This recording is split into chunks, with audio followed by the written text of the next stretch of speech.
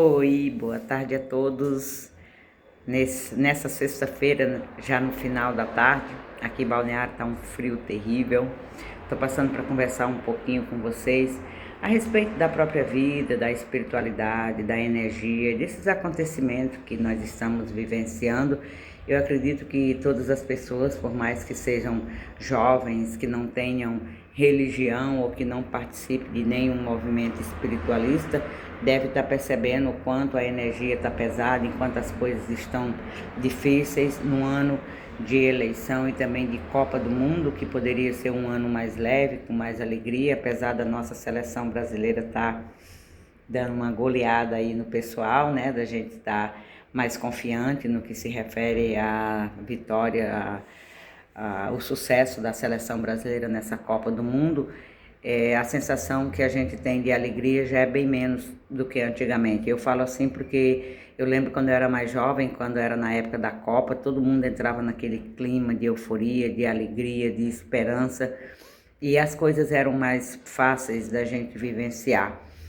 Provavelmente por conta dessas coisas que têm acontecido, muita enchente, terremoto que nem aconteceu na Venezuela, que ceifou várias vidas, deixou muitas pessoas desabrigadas, deixou destruição por todos os lugares. O momento que o nosso planeta Terra está atravessando, com muita destruição da natureza, com muita sujeira jogada nos oceanos, nos rios, nos córregos, em todos os lugares. E a ciência a cada dia comprovando, a medicina comprovando que nós estamos com microplásticos no nosso corpo. Isso é altamente perigoso, porque dependendo do órgão que tiver esse microplástico, a gente pode morrer. Enfim, é uma época de frio, normalmente o frio deixa a gente mais quieto, mais reservado, mais reflexível, com menos movimento, com menos vontade de fazer as coisas, de sair, de ir para a rua. E aí eu percebo que para uma certa tristeza no ar, um certo desânimo a nível de humanidade, não uma coisa pessoal, a nível coletivo.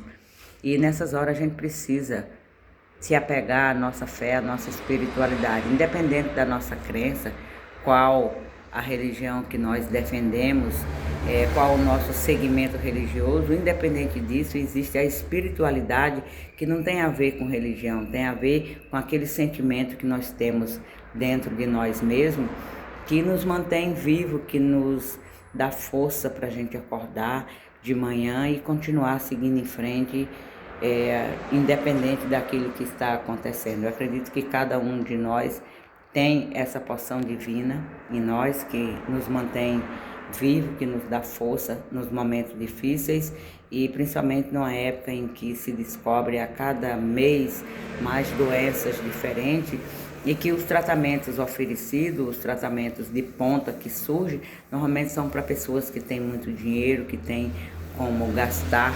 para se curar, para se proteger, mas apesar de tudo isso, nós temos como nos prevenir. Muito melhor do que tratar a doença, muito mais fácil do que tratar a doença é preveni-la. E um pensamento e sentimento positivo dentro da realidade, claro, a gente não pode viver no mundo da lua, não pode viver alienado, achando que está tudo perfeito, mas nessas horas entra a fé. É provado cientificamente que as pessoas que têm fé, elas se recuperam mais rápido, elas desenvolvem menos doença, elas saem das situações de tristeza, de doença, de limite, com muito mais facilidade. Então, independente daquilo que nós acreditamos, nós sabemos que existe alguém maior do que nós, que foi quem nos criou e que tem o comando de tudo. A prova disso é o quanto a vida é efêmera, enquanto cada vez que acontece algo como aconteceu na Venezuela, a gente tem certeza que a vida é um sopro, que a vida é algo muito frágil, muito leve, que ela pode acabar a qualquer momento. Então, desde que nascemos, que nós temos a certeza que nós vamos morrer. Por que será que vivemos como se nunca fôssemos morrer? Então, eu acho que é a hora da gente fazer uma reflexão a respeito disso, não para ficar triste, nem para se despedir, mas para a gente aproveitar melhor a vida, as coisas simples, as oportunidades que a vida nos dá todos os dias, que Deus nos dá todos os dias, porque seja o que for que nós estejamos passando, quando a gente olha para o lado, a gente percebe que tem pessoas em situações muito mais difíceis. Eu sou seguidora dos mestres ascenso e na linhagem dos mestres ascenso existe muitas orações, muitos decretos que a gente pode fazer para pedir proteção, para pedir para proteger os nossos, não só a nossa vida, mas como a vida das pessoas que a gente ama, como a vida do planeta.